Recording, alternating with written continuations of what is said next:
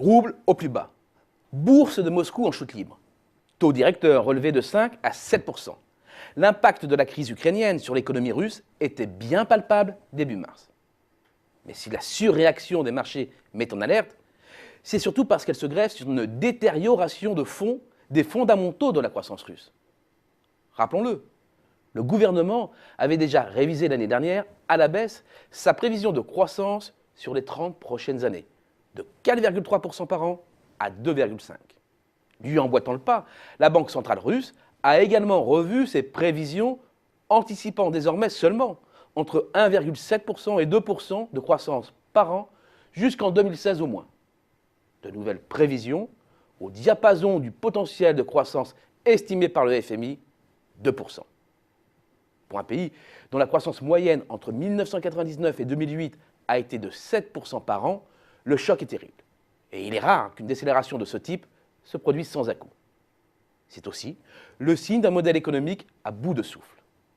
Un modèle marqué par une hyper-concentration de la structure productive sur l'exploitation et l'exportation de quelques ressources, notamment le pétrole. Comme le montrent les évolutions annuelles du PIB et du cours du Brent, le lien est très fort entre la croissance du pays et le prix du pétrole. Les données du commerce extérieur sont aussi édifiantes. Le pétrole brut, 30%. Le gaz naturel, 17%. Les produits du raffinage, 14%, forment à eux trois 61% des exportations russes. Le défaut de diversification des marchés d'exportation est patent. L'économie s'est engouffrée dans la valorisation de ses ressources naturelles au détriment de son industrie manufacturière. Autrement dit, les symptômes de la maladie hollandaise sont de plus en plus manifestes. Déclassée, l'industrie russe occupe aujourd'hui une position marginale dans l'économie mondiale.